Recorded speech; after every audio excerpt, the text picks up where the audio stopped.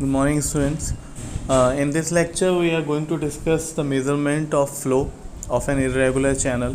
We have been continuously measuring the flows of regular channels, the man-made channels, and the artificial channels, which have regular shapes and sizes, right? But small streams and rivers are what make up the irregular channel. So all the natural channels are irregular channel, and the discharge and velocity of regular channel can be easily calculated, but in the case of irregular channel the measurement of flow can't be done easily. In order to obtain the discharge through a large river or irregular channel, there are two main methods which are usually employed to find the area of flow and also the mean velocity of flow. So the finding the area of flow, what we do is to find the area of flow, we either use the simple segment method or use the Simpson's rule method. So what does the simple segment method is? In this method what we do is that we divide the entire divide it into the entire cross section area into number of segments. Like you can see in the figure that this given figure has been divided into A, B, B, C, C, D, D, E and E, F, right? So let the suppose the length of the segment that we have divided is L1, L2, L3, L4, L5, which is not equal, right?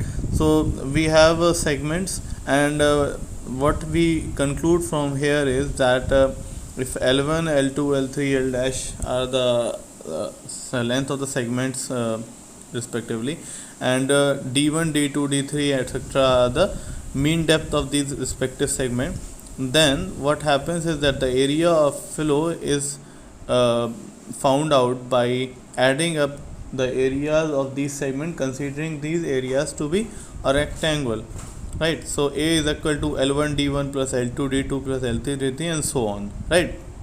This is a very simple crude method for finding out the area of flow, but this method does not imply higher accuracy. So for higher accuracy what we do is we imply the Simpson's rule. So what does the Simpson rule says?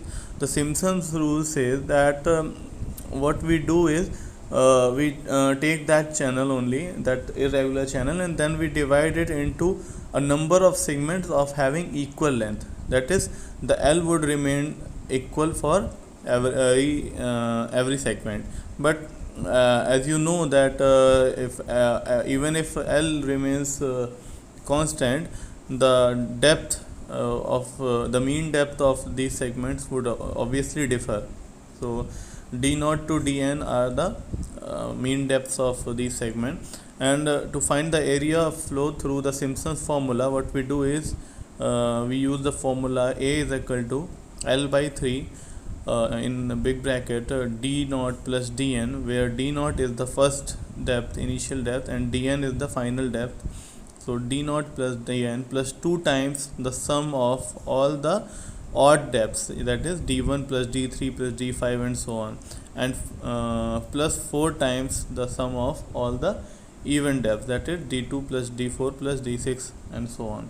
So this formula guarantees us a greater accuracy to finding the area of the irregular channel.